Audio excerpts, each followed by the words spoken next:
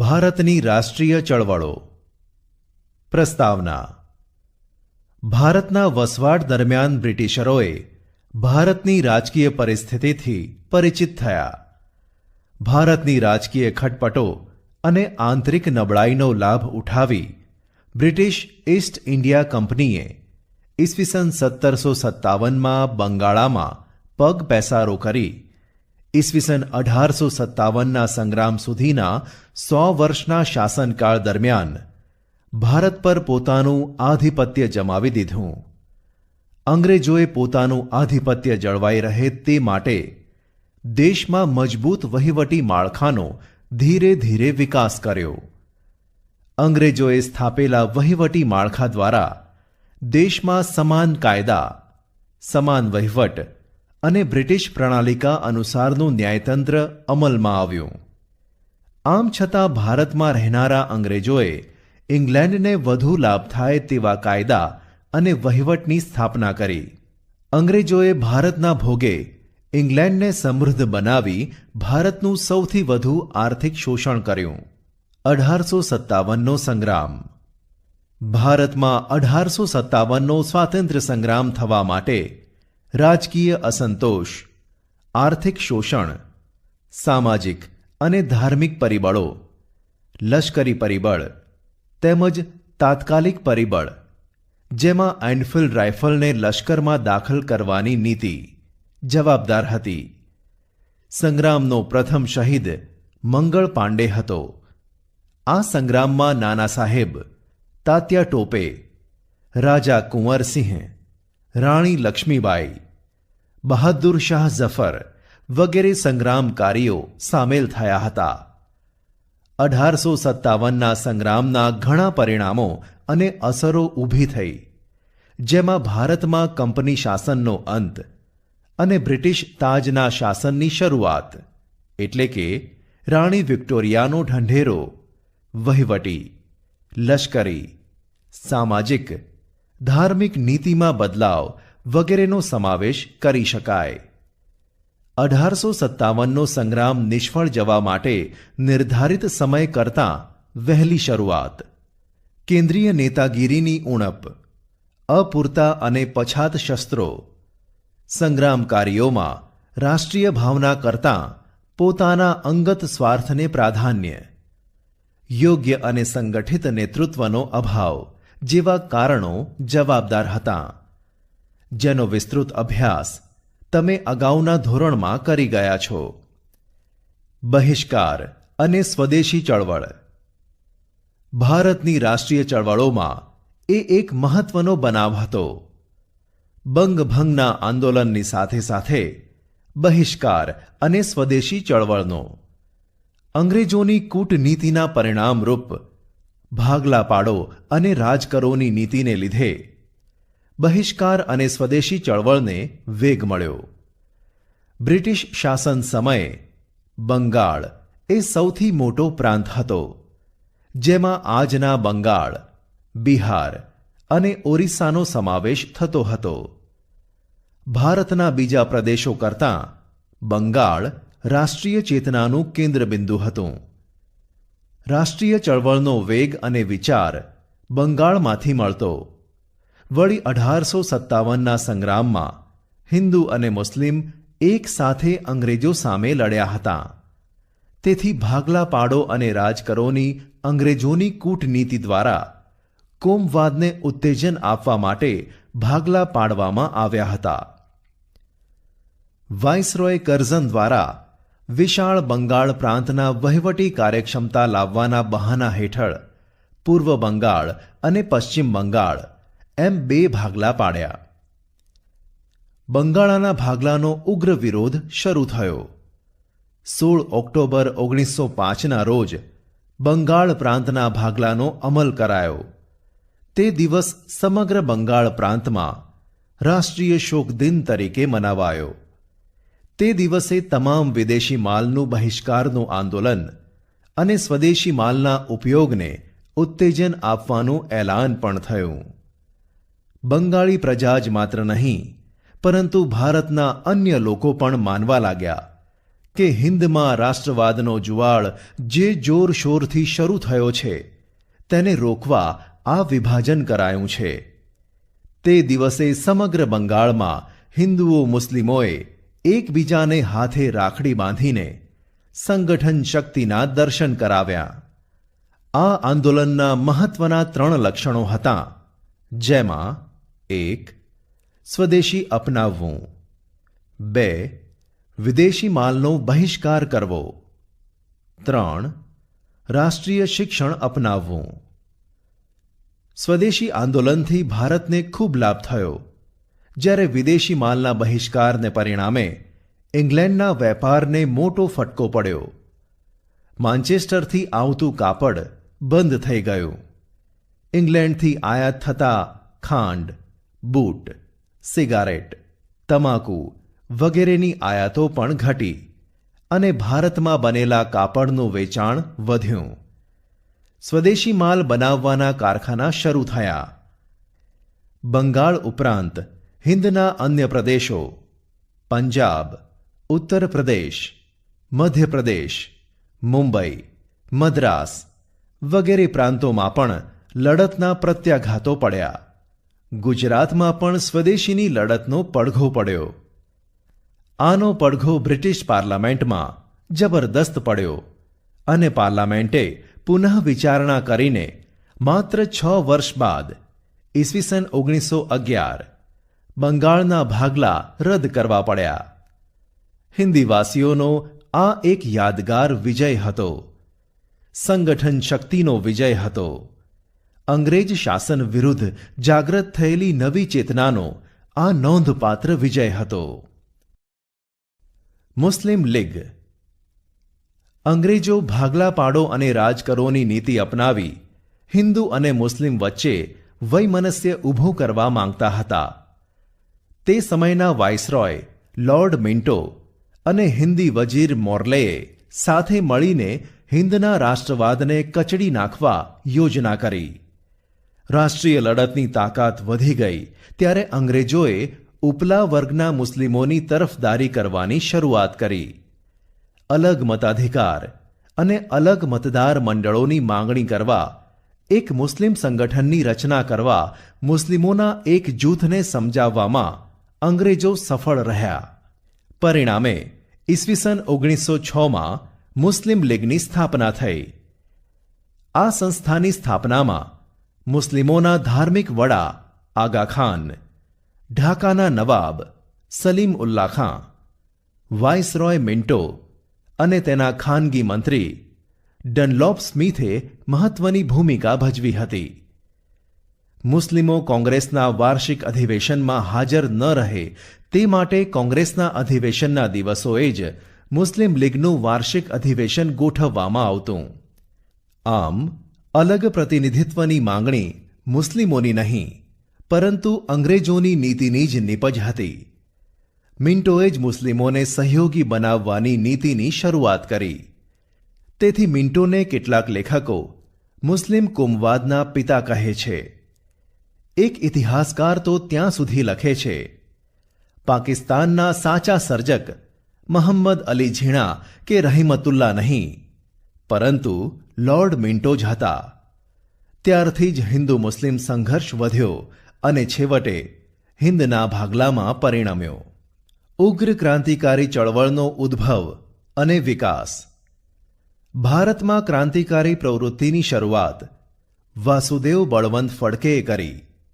દામોદર ચાફેકર તથા બાલકૃષ્ણ ચાફેકર બંધુઓ, વીર સાવરકર, બારિન્દ્રનાથ ઘોષ, ખુદીરામ બોઝ, પ્રફુલ્લ ચાકી, રામપ્રસાદ બિસ્મિલ, અશફાક ઉલ્લા ખાં, ચંદ્રશેખર આઝાદ, ભગતસિંહ, શિવરામ રાજગુરુ, સુખદેવ, બટુકેશ્વર દત્ત, રોશનસિંહ જેવા અનેક ક્રાંતિકારીઓએ રાષ્ટ્રવાદની જ્યોત જલતી રાખી. શસ્ત્રો બનાવવાથી માંડીને તેના ઉપયોગ સુધીની તાલીમ પામેલા યુવાનોએ અંગ્રેજ સરકારની ઊંઘ હરામ કરી નાખી. ઉગ્ર ક્રાંતિકારી ચળવળો હિન્દુમાં ઉદ્ભવી અને દેશ વિદેશમાં પ્રસરી. તેની પૂર્વ ભૂમિકામાં બંગાળના ભાગલા રદ કરાવવા ચાલેલું આંદોલન, 1907માં સુરતના કોંગ્રેસ અધિવેશનમાં પડેલા જહાલ એટલે કે ઉગ્રવાદી અને મવાળ એટલે કે ઉદારવાદી જૂથ એમ બે ભાગલા અને કોંગ્રેસની માત્ર ઠરાવો, વિનંતીઓ અને આજીજી કરવાની પદ્ધતિનો પ્રબળ વિરોધ જેવા સંજોગો પડેલા છે. લાલ બાલ પાલની ત્રિપુટીએ જહાલવાદી નીતિ અપનાવી હિન્દુ યુવા કાર્યકરોમાં નવું ચૈતન્ય રેડ્યું. હિન્દી રાષ્ટ્રીય કોંગ્રેસની ઢીલી પોચી નીતિને એક જબરદસ્ત નવો જ વળાંક આપ્યો. લોકમાન્ય બાળ ગંગાધર ટિળકે તો ઉગ્ર ભાષામાં જાહેર કર્યું, સ્વરાજ્ય મારો જન્મસિદ્ધ હક છે અને તેને લઈને જ હું જંપીશ, જે આઝાદીના ક્રાંતિકારી લડવૈયાઓનો મંત્ર બની ગયો. ત્યારે ભારતના નવયુવાનોના એક વર્ગે વિદેશી શાસનની ગુલામીમાંથી આઝાદી મેળવવા પ્રયાસો હાથ ધર્યા. ઉગ્ર ક્રાંતિકારી લડતના લડવૈયા માતૃભૂમિની સ્વતંત્રતા માટે હસ્તે મુખે બલિદાનો આપવા તત્પર હતા. તેઓ પ્રાણ આપી શકતા અને આઝાદીની પ્રાપ્તિ માટે બીજાનો પ્રાણ લઈ શકતા હતા. ભારતમાં મહારાષ્ટ્ર, બંગાળ, પંજાબ, બિહાર, ઓરિસ્સા, ગુજરાત, રાજસ્થાન, મદ્રાસ પ્રાંત, ઉત્તર પ્રદેશ અને મધ્ય ભારતમાં ક્રાંતિકારી પ્રવૃત્તિઓ પ્રસરી હતી. આ પ્રવૃત્તિઓમાં મિત્રમેળા સોસાયટી, અભિનવ ભારત સમાજ, અનુશીલન સમિતિ, અંજુમને મુહિલ્લાને વતન, ઇન્ડિયન પેટ્રિયોટ્સ એસોસિએશન, જે પાછળથી ભારત માતા તરીકે જાણીતી થઈ, વગેરે સંસ્થાઓ સ્થાપીને ક્રાંતિકારી પ્રવૃત્તિઓને ભારે વેગ આપ્યો. પ્રથમ તબક્કામાં સંધ્યા, યુગાંતર, નવશક્તિ અને વંદે માતરમ, કેસરી, મરાઠા જેવા વર્તમાનપત્રો અને સામયિકોએ સતત બળ પૂરું પાડ્યું. અલીપુર હત્યાકાંડમાં 34 જેટલા ક્રાંતિકારીઓ પર કેસ ચલાવાયો. હાવડા હત્યાકાંડ તથા ઢાકા હત્યાકાંડના અનેક ક્રાંતિકારીઓની ધરપકડ કરાયેલી. દિલ્હીમાં વાઇસરોય હાર્ડિંજ પર બોમ્બ ફેંકી હત્યા કરવાનો પ્રયાસ. 13 નવેમ્બર 1909ના રોજ અમદાવાદમાં રાયપુર દરવાજા બહાર વાઇસરોય મિન્ટો પર નંખાયેલ બોમ્બ વગેરે બનાવો દ્રષ્ટાંતો રૂપે આપી શકાય. બીજા તબક્કામાં ઈસવીસન 1920થી 42 કાકોરી લૂંટ કેસ, લાહોર હત્યાકાંડ અને કેન્દ્રીય ધારાસભા દિલ્હીમાં બોમ્બ નાખવાના બનાવો બનેલા. આ સઘળી પ્રવૃત્તિઓમાં સહભાગી બનનાર ક્રાંતિકારીઓ વિશે તમે અગાઉના ધોરણમાં શીખી ગયા છો. ગુજરાતમાં ઉગ્ર ક્રાંતિકારી ચળવળ. ગુજરાતમાં સશસ્ત્ર ક્રાંતિની ભૂમિકા તૈયાર કરનાર સર્વપ્રથમ નેતા અરવિંદ ઘોષ હતા, પરંતુ તેઓ પડદા પાછળ હતા. અરવિંદ ઘોષના ભાઈ બારિન્દ્રકુમાર ઘોષ હંમેશા આગળ રહેતા. બારિન્દ્રકુમાર ગુજરાત આવ્યા અને દક્ષિણ ભાગને ખૂંદી વળ્યા. અહીં તેમને છોટુભાઈ અને અંબુભાઈ પુરાણી જેવા સશક્ત સાથીઓ મળી ગયા. નર્મદા કાંઠે સાકરિયા સ્વામી પણ મળ્યા. આ સ્વામી 1857માં સંગ્રામ સમયે ઝાંસીની રાણી સાથે હતા. બારિન્દ્રકુમારે વડોદરા, ચરોતરનો પ્રદેશ એટલે કે ખેડા, અમદાવાદ, મહેસાણા એમ દરેક સ્થળે મધ્યમ વર્ગના યુવાનોને ક્રાંતિનો રંગ લગાડ્યો. એ સંદર્ભે અમદાવાદમાં રામપુર દરવાજા બહાર વાઇસરોય મિન્ટોની બગી પર બોમ્બ નાખવાનો ક્રાંતિકારી બનાવ બન્યો હતો. અરવિંદ ઘોષે ભવાની મંદિર નામના પુસ્તકમાં ક્રાંતિની યોજના આલેખી. તેનો ગુજરાતી ભાષામાં અનુવાદ પણ કરાયો. ઉપરાંત દક્ષિણા સામયિકમાં તે છપાયેલું. ઉપરાંત ક્રાંતિની યોજનાનો વિચાર ફેલાવવા માટે દેશી વનસ્પતિ દવાઓ, નહાવાના સાબુ બનાવવાની રીત, કસરત, ગુલાબનો કિસ્સો, કાયદાનો સંગ્રહ વગેરે શીર્ષકોવાળી પુસ્તિકાઓ પ્રગટ કરાયેલી, જેથી અંગ્રેજોને ખબર જ ન પડે. આ પુસ્તિકાઓમાં બોમ્બ બનાવવાની રીતો પણ હતી. ચાંદોદ કરનાળી પાસે ગંગનાથ વિદ્યાલયની સ્થાપના કરાઈ, જેમાં અંદરખાને ક્રાંતિકારી પ્રવૃત્તિઓ ચાલતી હતી. ગુજરાતના ઘણા યુવાનો આ ક્રાંતિકારી પ્રવૃત્તિમાં જોડાયા. સરકારે તેમની સામે સખત પગલાં ભર્યા, પરંતુ લડત ન અટકી. છેવટે સરકારને પણ લાગ્યું કે માત્ર દમનચક્રથી શાસન નહીં ચાલે. વિદેશોમાં ક્રાંતિકારી ચળવળ. ભારતને અંગ્રેજોના શાસનમાંથી મુક્તિ અપાવવા માટે વિદેશોમાં પણ ક્રાંતિકારી ચળવળની શરૂઆત થઈ હતી. ભારતમાં ઉદ્ભવેલી ઉગ્ર ક્રાંતિકારી પ્રવૃત્તિઓ ભારતની બહાર છેક England, Canada, America, Germany, France, Myanmar એટલે કે Burma, Malaya, Singapore, Afghanistan, Russia વગેરે દેશોમાં પ્રસાર પામી.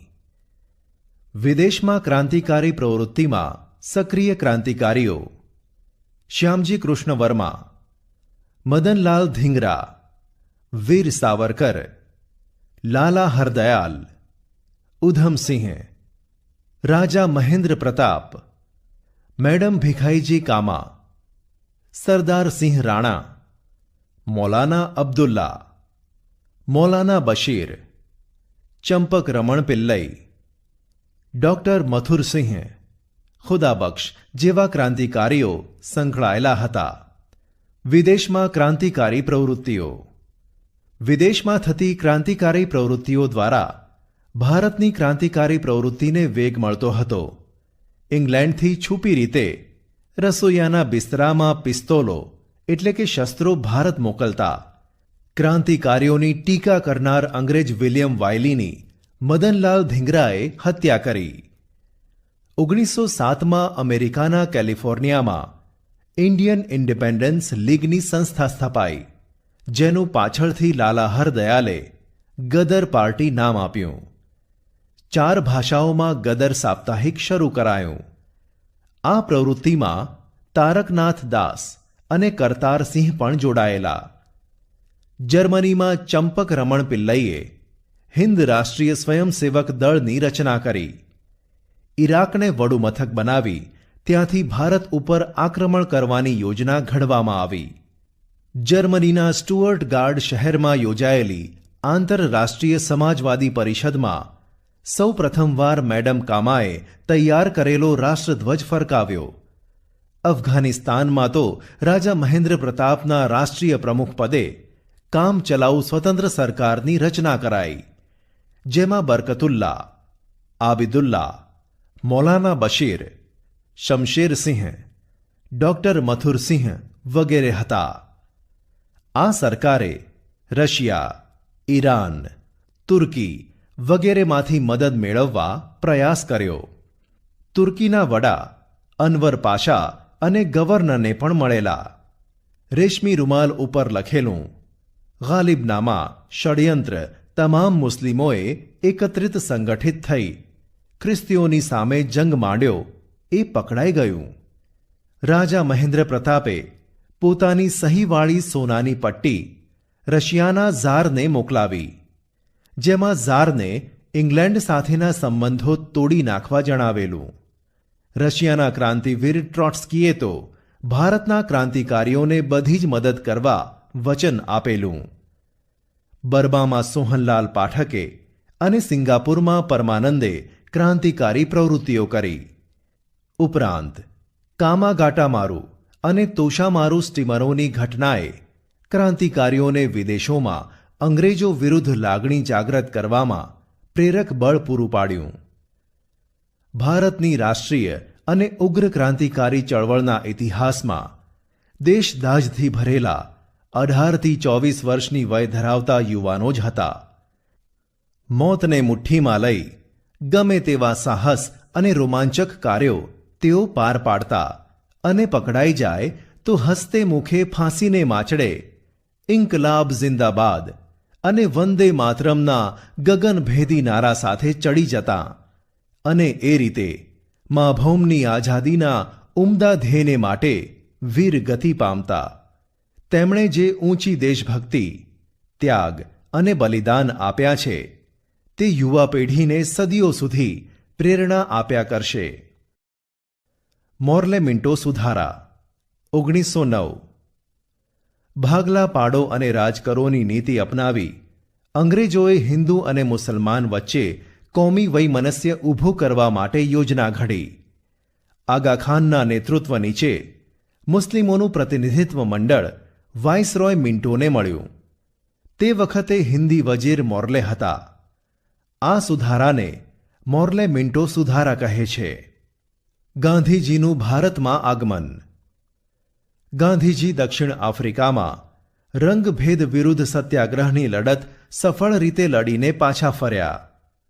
તેમના રાજકીય ગુરુ ગોપાલ કૃષ્ણ ગોખલે અને આધ્યાત્મિક ગુરુ શ્રીમદ રાજચંદ્ર પાસેથી પ્રેરણા મેળવી. ગાંધીજીએ ઘણા ખરા ભાગોનો પ્રવાસ કરી હિન્દના જીવનને ઓળખવાનો પ્રયાસ કર્યો.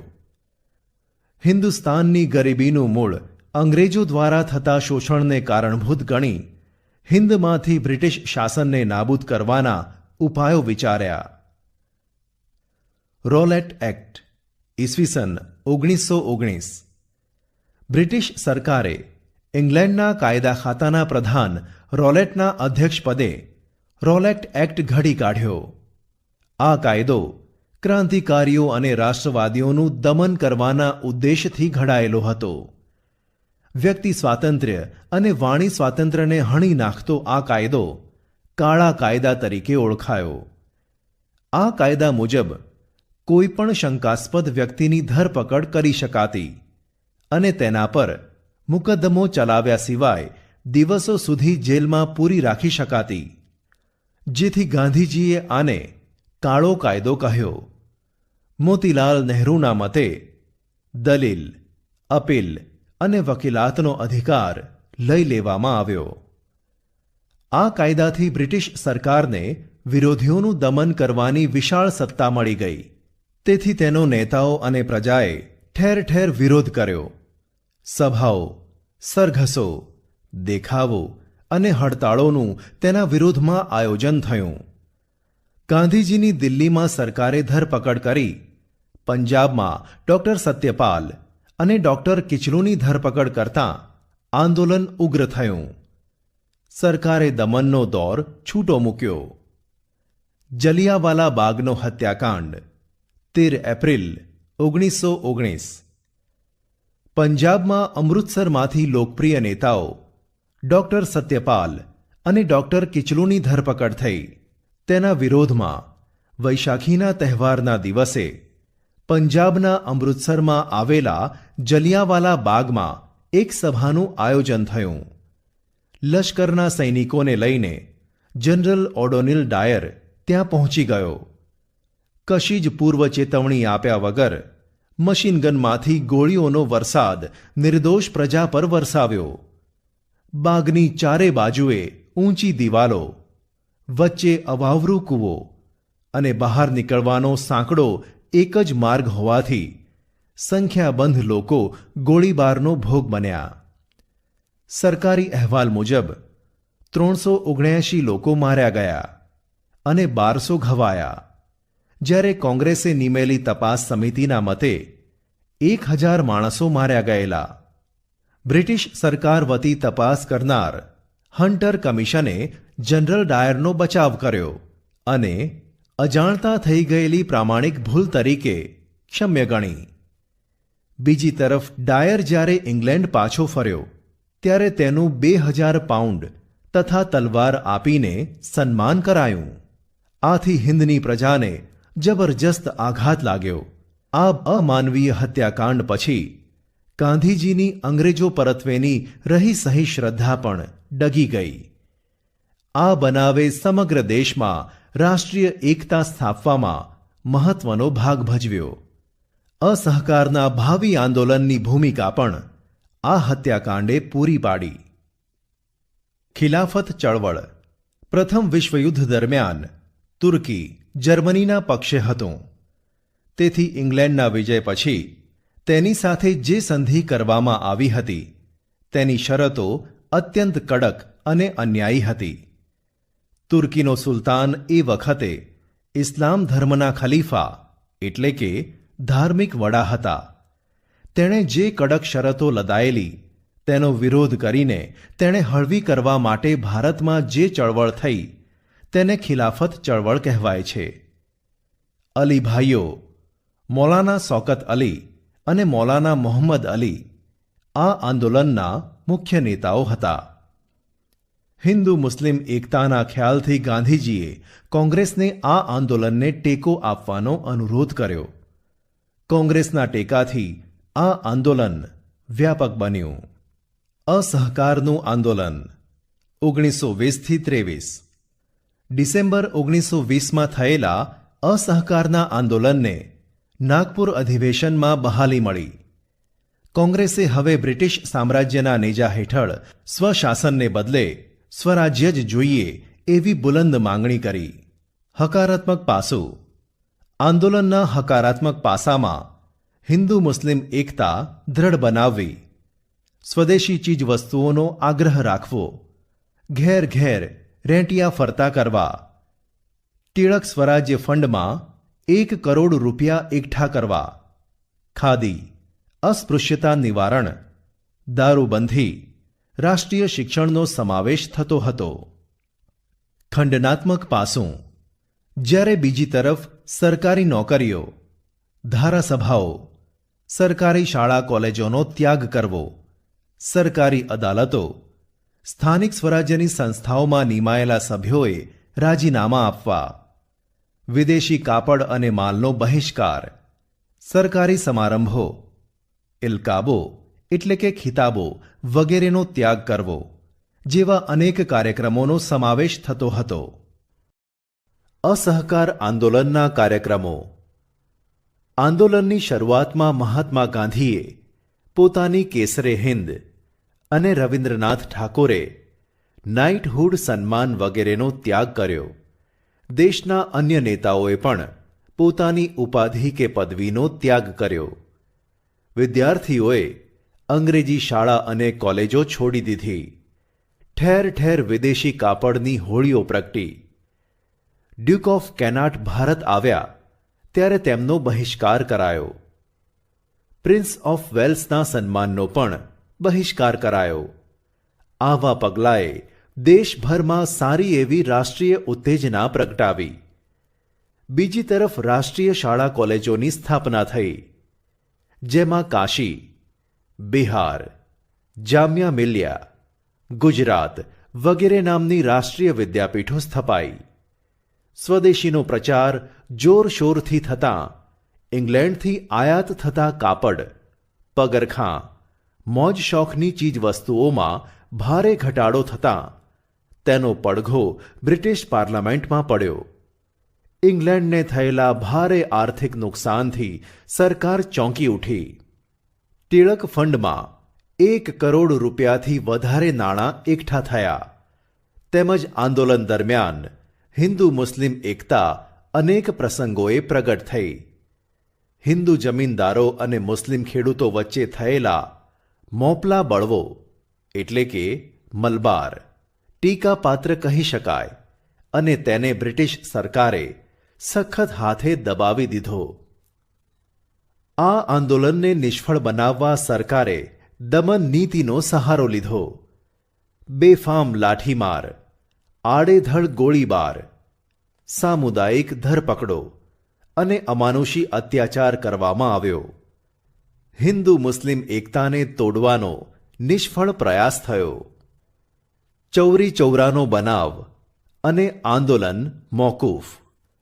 ઉત્તર પ્રદેશના ગોરખપુર જિલ્લામાં આવેલા ચૌરી ચૌરા ગામે 5 ફેબ્રુઆરી 1922ના રોજ નીકળેલા સરઘસના લોકો પર પોલીસે ગોળીબાર કર્યો. પોલીસની ગોળીઓ ખૂટી ગઈ ત્યારે તેઓ પોલીસ ચોકીમાં ભરાઈ ગયા. ઉશ્કેરાયેલા ટોળાએ પોલીસ ચોકીને આગ લગાવી, જેમાં 21 પોલીસો મૃત્યુ પામ્યા.